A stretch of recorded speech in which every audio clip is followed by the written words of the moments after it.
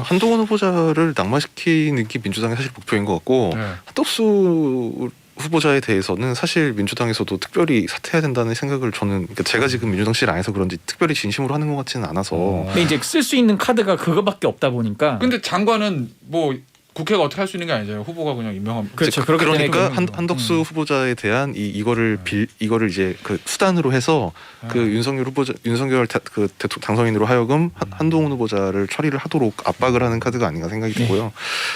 김태현의 정치쇼. 오늘 국회 정보 보고 시간이에요. 일요일 날에도 국회는 돌아가고 정보는 보고하고 조간신문은 나오고 메인 뉴스도 나오는데 우리는 아무도 모르는 것만 여기서 털어놓는다. 이런 시간입니다. 국회 정보 보고 두 분 모셨어요. 인수위 출입하는 프레시안의 곽지영 기자, 청와대와 민주당 출입하는 세계일보의 최영찬 기자 모셨습니다. 안녕하세요. 안녕하세요. 안녕하세요. 일단 두 기자님에 대해서 문자가 들어오고 있습니다. 4001님. 최영찬 기자님 일주일에 3번 나오심. 크크크크. 이거 제가 하고 싶었던 얘기예요. 자주 뵙습니다. 네. 월수목. 뭐 불러주시면 언제나 저는 최다 출연자이십니다. 예. 제가 매일 나오고 두 번째는 많이 나오셨어요. 3번. 뭐 내일도 불러주시면 제가 살롱드 창 이런 거 가능합니다. 진짜? 어떤 걸로? 어떤 거? 뭐로? 아니 뭐 이제 뭐 네.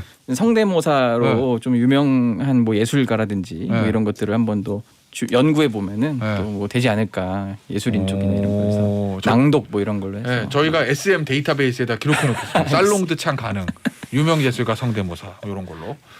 변지훈님. 근데 재훈 기자님 추워요? 많이 입으신 것 같은데? 별로 많이 안 입었는데 아니 근데 세 겹이면 많이는 입으신 거. 많이 입은 거 같아요. 예, 안에 셔츠 있죠. 겉에 스웨터에 이거 뭐라 그러지? 코트 왜 아우터까지. 예. 많이는 입으셨네. 세 개가 다 얇습니다. 요새 날이 그리고 제가 인수위 출입하잖아요. 예. 거기 있으면 천막에 아침에 출근해서 퇴근할 때까지 밖에 있어야 돼서 맞아. 그래서 아침 저녁으로는 춥고 낮엔 더워요. 맞아. 거기 인수위 천막 그렇죠. 아니 근데 말 나온 김에 그럼 이제 저 용산으로 가실 거 아니에요? 저는 안 갑니다만. 네. 그럼 용산에 가시는 분들은 그러면은 용산 가시는 분들은 기자실 완공됐대요? 제가 알기로는 네, 다 된 걸로 거의. 네, 그래서 그래요? 10일부터 출근할 수 있도록 준비해놨다고 하거든요. 네. 기자실도 생각보다 꽤 자리를 만들어놔서 예를 들어 저희 같은 종합지는 지금 2명까지 자리가 나오고 뭐 방송사 이런 데뭐 3명 정도도 가능하도록. 방송상 카메라 있어야 되니까. 그 말고 이제 원래 취재 기자가 많습니다. 방송은. 그래요? 네. 저도 가보진 못했는데 네. 뭐 10일부터는 가능하다고는 들었습니다. 그렇구나. 알겠습니다. 요거 이제 준비된 걸 얘기를 좀 해봐야 되는데 요겁니다. 이 어저께 문재인 정부의 백서 요거 발간하는 기념식 하는 자리가 있었는데 문재인 대통령이 윤석열 대통령 당선인을 겨냥한 또 날선 바늘이 있었다 이런 거거든요. 일단 최 기자가 그 발언 내용을 좀 소개 좀 해주실래요? 그 대통령이 이제 어제 국정기획위원회 그 백서 5년 동안 그 했던 성과들을 이제 보고하는 자리를 가졌는데 뭐 이렇게 얘기를 했습니다. 이 다음 정부는 우리 정부의 성과를 전면적으로 부정하다시피 하는데 이 우리 정부의 성과와 비교를 받게 될 것입니다. 뭐 이런 식으로 얘기를 했어요. 근데 저도 처음에는 그냥 지나갔는데 네. 다시 기사가 막 뜨고 다시 되짚어 보니까 네. 그러니까 되게 날선 좀 발언들을 했더라고요. 그러니까 이제 지금 어쨌든 이제 정권이 바뀌잖아요. 그 뒤로 대통령 심기가 많이 안 좋은 것 같아요. 이제 점점 그 손석희 씨와의 대담에서도 나타났고 기자간담회 때도 저는 일부러 대통령께서 표정을 봤어요. 그 용산 이전 그런 문제에 대해 비판을 할 때도 표정이 막 그 특히 이를 깍 다물면서 굉장히 얘기를 하는데 그러니까 뭔가 자기 성과나 자기 임기 5년에 대한 게 부정당한 것 같은 좀 뭐 피해 의식이랄까 이런 게 계속 그 맴도는지 아무튼 그런 게 좀 많이 쌓여 있는 것 같아서 이번에도 아마 전날 그 인수위 측에서 이제 뭐 예를 들어 새로 국정과제 발표하면서 문재인 정부 때 거를 많이 뒤집는 거를 많이 발표하면서 뭐 잘못됐던 걸 바로잡겠다는 식으로 얘기를 하니까 많이 또 화가 나서 굉장히 이런 반응을 또 보인 것 같아요. 그런 수위가 좀 셌죠. 그래서 어제 문 대통령 발언 중에 그런 게 있어요. 그 뭐 우리 정부 성과를 전면적으로 부정한다 이런 얘기도 있지만 뒤에 보면 우리와 많은 점에서 국정에 대한 철학이 다르다. 새 정부는. 그 얘기는 그 정말 그 문재인 정부랑 윤석열 정부는 완전 다른 정부라는 거를 상당히 강조를 한 것 같아요. 문재인 대통령도. 근데 진짜 비슷하다. 아 이거 억양이 그냥 억양이 비슷해. 억양이 문재인 대통령 억양. 근데 이것도 이제 마지막일 겁니다. 독특한 인토네이션. 근데 그럼 결국 이 얘기인 거잖아요. 소위 말하는 뭐 일부에서 그런 표현도 쓰더라고. ABM이라고 Anything but 문재인. 문정부에서 안 한 거는 다 한다. 뭐 이게 이제 윤석열 정부의 방향 아니냐라는 뭐 언론의 표현도 있긴 했거든요. 그런 거에 대한 반감이라는 거잖아요, 최영찬 기자. 네네. 근데 제가 이제 곰곰이 생각을 해보면 이 전 정부의 정책 계승하고 안 하고 이게 뭐 잘했고 잘못했고 이걸 떠나서 정권이 완전히 교체됐을 때 전 정부 거를 부정하고 새 정부에서 다르게 가겠다라고 하는 거는 많이 있었던 거거든요. 이제까지. 그거는 정권 교체가 되지 않아도 네. 뭐 예외적인 사례가 있다면 김대중 노무현 정부 정도였던 것 같고요. 그나마 이제 노무현 정부에서 대북송금 특검도 했고요. 사실 같은 정권 안에서 같은 정당에서 정권이 연이어서 창출이 돼도 이명박 박근혜 정권 교체기를 생각해 보면 그렇죠. 뭐 원래 이전 정부에 대해서는 그 다음 정부는 나를 세우고 차별화를 하는 게 이제 말하자면 그 새 대통령이 자기의 어떤 정체성 리더십을 세워나가는 과정 중에 하나였던 거는 맞습니다. 그러니까 그게 그렇게 해왔는데 그게 뭐 잘했고 잘못을 떠나서 근데 이제 현임 물러가는 대통령 항상 새 대통령부터 본인이 했던 업적들이 부정당하는 것들이 많았잖아요. 네. 근데 유독 문재인 대통령이 이렇게 나를 세우는 이유는 뭐예요? 좀 그게 궁금해서. 그러니까 본인 나름대로 그러니까 예를 들면 노무현 대통령이나 이명박 대통령은 이 정도까지는 아니었던 걸로 기억하거든요. 저는. 그렇죠. 왜냐하면 그때는 이제 사실 새 정부 출범하면은 물러가는 분들은 보통 말을 잘 안 하는데 갑자기 이제 마이크가 주어질 때마다 굉장히 발언이 세지더라고요. 아무래도 이제 이게 마음이 복잡할 것 같아요. 왜냐하면은 윤석열 당선인은 어쨌든 본인이 계속 중앙지검장이든 검찰총장이든 이렇게 올린 사람이잖아요. 그러니까 이제 뭐랄까요, 현실 부정이랄까? 좀 그런 게 없지 않을 것 같아요. 왜냐하면 내가 이렇게 발탁했는데 어떻게 국민의힘 상대 당에서 대통령으로 나와서 당선이 돼? 그러니까 아마 그게 이제 누가 그런 비유를 하는데, 그러니까 민경욱 의원 얘기 잠깐 꺼내자면은 민경욱 의원이 그 구도상 이정미 후보까지 3인이어서 본인이 질 수가 없는 선거를 졌다고 생각해서 계속 부정선거라고 그걸 얘기하고 다니는 거라는 거예요. 누군가의 전원인 거죠, 그거는. 최영찬 기자 생각이 아니고. 네, 뭐 근데 그런 측면에서 바라볼 때 아마 대통령도 지금 마음속으로는 굉장히 아니 어떻게 그럴 수가 있지? 이 약간 아직까지도 조금 받아들이기 어렵지 않나, 그런 것도 좀 있어 보입니다. 곽 기자는 어떻게 보세요? 문재인 대통령 인간적인 배신감. 그러니까 인간적인 배신감. 최영찬 기자 비슷한 얘기구나. 최영찬 기자가 얘기한 대로 본인이 사실 윤석열 지금 대통령을 검사장 승진도 파격적이었고 그래서 검사장인데 그 검사장을 말하자면 고검장을 안 거친 상태에서 총장이 된 것도 이례적이었고 완전 파격적인 승진을 밀어주다시피 했는데, 그런데 이제 문재인 대통령이 마음에 빚이 있다고 한 굉장히 인간적으로 가까운 사이였거든요.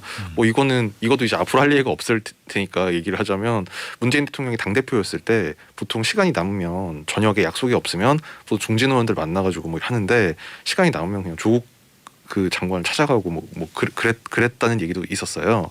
예전에 야당 대표 시절에. 그러니까 그만큼 이제 인간적으로 가까운데, 자기가 이제 밀어준 사람이 이 조국 전 장관을 수사를 하고 심지어 야당 대표로 나와서 이제 대통령 당선되고, 약간 이게 물론 이회창 전 대표는 실제로 당선이 되진 않았습니다만 YS가 자기가 이회창을 발탁해서 국무총리까지 시켜줬는데 막 자기한테 나를 세우니까 상당히 괘씸하게 여겼던 것처럼 YS가 그랬었죠. 인간적인 배신감은 약간 그 관계랑 좀 비슷하지 않을까 싶어요. 그러니까 정권이 교체됐지만 노무현 전 대통령이 이명박 전 대통령을 바라보던 시각과 문재인 대통령이 윤석열 당선인 바라보는 시각 완전히 다르다, 뭐 이런 거네. 그러니까 노무현 전 대통령이 이명박 대통령을 바라봤을 때는 뭐 배신감 이런 거 없는 원래 정적이었고, 이명박 박근혜 전 대통령들은 원래 서로 경쟁자였는데 이 경우에는 말하자면 본인이 발탁한, 말하자면 뭐 그 추미애 장관식으로 표현하면 부하였는데 이제 나를 이제 막 이제 심지어 나를 부정하려고 한다. 뭐 그렇게 생각이 들지 않을까 싶습니다. 자, 그리고 하나 더, 곽 기자.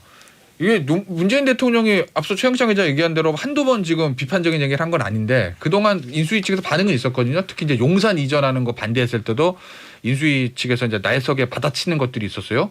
근데 어제는 반응이 없더라고요. 네, 어제 반응이 없었고요.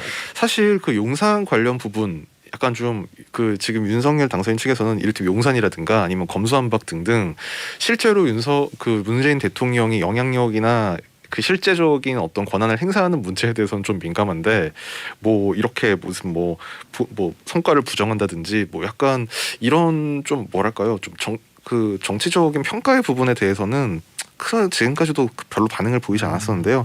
이를테면 JTBC의 그 손석희 전 사장과의 이제 대담이 방영된 다음에도 당시에 이제 장전 비서실장이 뭐 문 대통령이 퇴임 소회를 말씀하신 거고 그걸 우리가 평을 할 문제는 아니라고 생각한다. 네. 뭐 이런 식으로 반응을 한 전례가 있었습니다.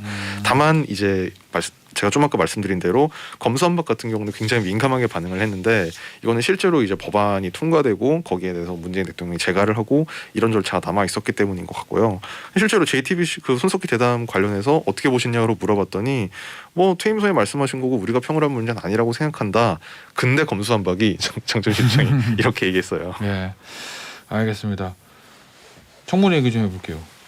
정호영 보건복지부 장관 후보자 사실은 여당이죠. 이제 실질적으로 뭐 며칠 있으면 공식적으로도 여당이 국민의힘 내부에서도 낙마해야 되는 거 아니야? 뭐 이런 분위기가 계속 있었잖아요. 언론의 반응도 속된 말로 보수 언론에 보면 조중동의 반응도 정호영 후보자는 그만해야 되는 거 아니냐는 반응이 많은 게 사실이고 연합뉴스까지. 연합뉴스까지 네. 그죠? 예. 네. 근데 인수위에서 기류가 바뀐 것 같은데? 라는 얘기가 나오던데 맞아요? 아니 그 어제 아침에 그 당선인 측 핵심 관계자 발로 처음에 YTN이 썼고 뭐 한 몇 군데서 나왔는데 그거를 보도를 안 한데도 몇 군데 있습니다. 뭐 저희를 포함해서 그러니까 물론 이제 못 들어서 그런 것도 있지만 완전히 인수위 기류가 바뀌었다고 보기는 좀 어려운 것 같아요. 그러니까 어제 나왔던 그 관계자 워딩부터 이제 좀 전해주세요. 그거는 뭐 청문회에서 나름대로 해명을 잘 하지 않았냐. 그래서 의혹이 상당 부분 클리어된 게 있다. 또 커뮤니티 여론 같은 거 보면 괜찮아진 부분이 있다. 이런 식으로 얘기를 했는데 이게 과연 윤당선인의 그 실제로 청문회를 지난 다음에 당선인 측 기류가 변경이 된 건지는 저는 조금 더 봐야 된다고 생각을 해요. 그건 왜 그런 거죠? 그러니까 당장 이 핵심 관계자가 실제로 파워 있는 사람이에요. 일단 그러니까, 끝나고 말해주세요 누군지. 그러니까 난 대충 누군지는 알 것 같아요. 김인철 후보자가 그 사퇴를 한 이후에 이제 말하자면 그 이쪽에서 쓸 수 있는 레버리지로 쓸 수 있는 카드가 거의 없어졌어요. 다른 후보자들 같은 경우에는 문제가 없는 건데 이쪽에서 알아서 사퇴를 시킬 수는 없는 거잖아요. 그래서 만약에 그 초반에는 이제 그 기자들이나 정치권에서 정호영 후보자는 당연히 물러나는 거고 그렇게 많이 봤죠. 예, 그러니까 뭐 김인철 그 지금 이미 사퇴한 후보자 같은 경우에 좀 말하자면 딜의 대상이 될 수 있다고 봤는데 지금 이제 한덕수 후보자 같은 경우에는 그냥 당연히 덮어놓고 통과를 무조건 시켜야 되는데 국민의힘 입장에서는 근데 뭐 내줄 수 있는 사람이 지금 사실상 정호영 후보자밖에 없어진 상태에서 이거를 쉽게 내주기가 좀 어려워진 게 아니냐는 정도의 생각은 있습니다.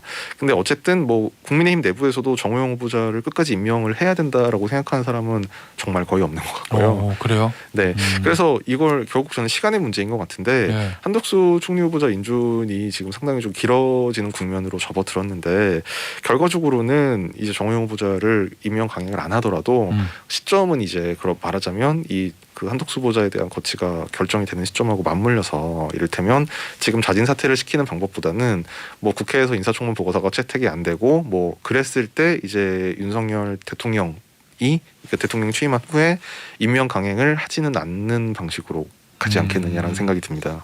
임명 강행을 안 하고 처리하더라도 네. 한덕수 총리 후보자와 그러니까 민주당 어떻게 처리하는 거랑 연동시키겠다 이런 취지시구나. 그리고 뭔가 액션을 하는 것보다는 안 하는 게 사실은 정치적인 부담은 적거든요. 그러니까 사퇴를 시킨다 아니면 뭐 지명 철회를 한다 이거는 좀 부담스러운 거고. 임명을 그냥 안 하고 부작위를 선택하는 거구나. 그냥 안 하면 안 하면 장관이 되진 않으니까요. 그러네. 예. 민주당은 한덕수 총리 어떻게 한다는 거예요 지금? 왜냐면은 다음 10일 날 화요일 날 취임이면 가부간의 결론을 내야 되잖아요. 그때까지 뭐 결단을 하진 않을 것 같고 지금 그럼 총리 없는 상태에서 새 정부 출범하면 장관 임명 제청 어떻게 하라고? 뭐 김부겸 현 총리가? 그럴 수도 있고 일단 그거는 이제 그쪽 국민의힘 쪽 윤석열 당선인 쪽에 이제 생각을 고민을 해봐야 될 지점이고 민주당은요? 민주당은 뭐 일단 이대로 가는 거죠. 그러면 이제 총리가 먼저 물러나더라도 홍남기 부총리가 남아 있잖아요. 그럼 홍남기 부총리가 총리 권한 대행하면서 제청을 할 수도 있는 거고. 근데 다만 지금 한덕수 총리 후보자 인준에 대한 전략은 뭐예요, 민주당? 무슨 생각하는 거예요? 지금 계속 고민을 하고 있어요. 고민을 하고 있고 일단 9일에 한동훈 후보자, 법무부 장관 후보자 청문회는 일단 하고 보자라는 하고 보자. 거고 본회의가 있어야 인준 표결을 하든가 말든가 하는데 본회의 일정이 잡히지도 않아요. 그러니까. 예, 어쨌든 그거를 취임하고 나서 좀 일정을 잡힐 것 같아요. 예. 그러니까 한동훈 후보자 보고한다. 그렇죠. 근데 뭐 세상 다 아는 거지만 윤석열 당선이 한동훈 후보자 지명 처리할 일은 없을 것 같은데. 그럼 우리 원내에서 당도 일단 아니잖아요. 한덕수 후보자를 좀 날리는 방향으로 잡지 않나 싶습니다. 아 실질적으로 최영창 기자 그렇게 예상하시는 거예요? 부결시킬 거라고?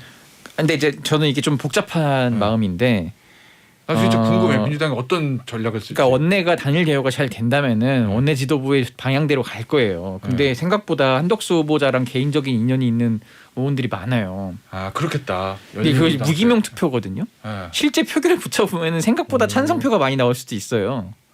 이게 그래서 원내가 좀 고민이 있을 겁니다. 아 네. 거기다 지방선거까지 있으니까 네네. 새 정부 초총리 부결시키는 거에 대한 부담도 있겠네요. 민주당. 그것도 있는데 이제 진짜 다른 후보들 다 청문회를 마쳤을 때 이러한 면면들이 되게 부정적인 게 많고 여론도 안 좋은데 당신이 다 대청한 거 아니냐. 그러면 당신이 결국은 책임을 지시라. 뭐 이런 식으로 아마 프레임을 짤 것 같습니다. 알겠습니다. 한동훈 후보자를 낙마시키는 게 민주당의 사실 목표인 것 같고 네. 한덕수 후보자에 대해서는 사실 민주당에서도 특별히 사퇴해야 된다는 생각을 저는 그러니까 제가 지금 민주당실 안에서 그런지 특별히 진심으로 하는 것 같지는 않아서 근데 이제 쓸 수 있는 카드가 그거밖에 없다 보니까. 근데 장관은 뭐 국회가 어떻게 할 수 있는 게 아니잖아요. 후보가 그냥 임명하면. 그렇죠. 그렇기 때문에 그러니까 한덕수 후보자에 대한 이거를 이제 그 수단으로 해서 그 윤석열 그 대통령 당선인으로 하여금 한동훈 후보자를 처리를 하도록 압박을 하는 카드가 아닌가 생각이 들고요.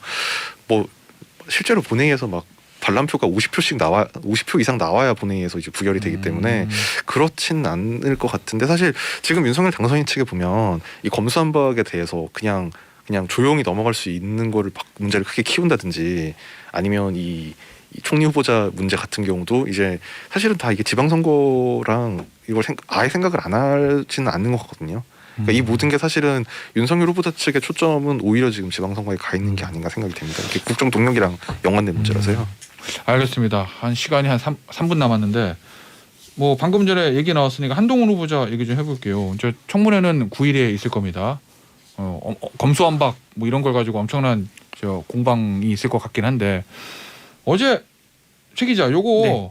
한겨레 신문에서 뭐 보도가 하나 있었어요. 단독 보도다. 네. 한동훈 후보자는 한겨레 신문 고소를 했나요? 실제로 고소하겠다라고 한 거고. 뭐, 예, 그렇게 지금. 그거에 대한 정리 좀 해주시죠. 내용을. 그러니까 한겨레 신문이 그 한동훈 후보자의 딸이 있는데 이 딸이 뭐 어느 이제 기부를 했는데 그 모 기업으로부터 중고 노트북을 후원받아서 복지관에 기부를 했다는 거예요. 이게 하나의 스펙으로 엄마 찬스 쓴 것 아니냐. 엄마와 또 관련이 있는 어떤 그 기업이라고 또 이제 보도가 됐는데 이제 처음에는 이렇게 보도를 했는데 알고 보니 나중에 그 이 딸의 이름으로 기부한 게 아니라 결국 그 기업의 이름으로 기부를 했고 그 중간에서 어떻게 이런 역할을 했다 딸이 이런 건데 한겨레도 나중에 이제 정정 보도를 했습니다. 어쨌든 그런 것 때문에 지금 아마 한동훈 후보자가 법적 대응까지 한 것 같고 초반 거의 한동훈 후보자 의혹에 대한 거의 첫 보도나 다름없어서 굉장히 세게 지금 대응을 한 거더라고요. 지금. 근데 대부분 이제 후보자들 의혹 보도가 나오면 이제 야당 쪽에서는 막 확 적극 공세를 하잖아요. 이거 봐라 이러고. 네네. 근데 민주당이 조용하다면서요? 이거에 관해서. 왜 그런 거예요? 지금 일단은 이게 의원실 발로 나온 게 아니고요. 네. 자체 취재를 해서 보도를 한 거고 특히 한동훈 후보자는 법무부 장관 후보자고 법조인이기 때문에 법리에 밝을 거라서 좀 조심스럽게 가는 것 같아요. 그러니까 진짜 이게 맞는지 아닌지 일단 팩트 체크를 확인을 먼저 하고 그런 다음에 해야지. 조심스럽다. 잘못 그냥 정치 공세로만 계속 가다가는 역풍이 맞을 수도 있다. 지금 그런 분위기고 어쨌든 근데 이거 말고도 오늘 뭐 지금 딸이 뭐 고1 때 논문을 뭐 5개 쓰고 전자책도 냈다 뭐 이런 거에 대해서는 조금씩 아마 조국 전 장관을 시작으로 해서 조금씩 이게 정말 본인 실력대로 함께 맞느냐 이런 식의 의혹 제기를 또 하고 있거든요. 어쨌든 일단 뭐 오늘 내일 좀 지나면서 주말 지나면서 한번 여론을 살피면서 같이 민주당도 움직일 것 같아요. 알겠습니다. 뭐 월요일 날 청문회라니까 뭐 지켜보시죠. 오늘 여기서 뉴스 정보 보고 국회 정보 보고는 마무리하도록 하겠습니다. 지금까지 세계해볼 최영찬 기자, 프레시안의 곽지훈 기자였습니다. 감사합니다. 감사합니다.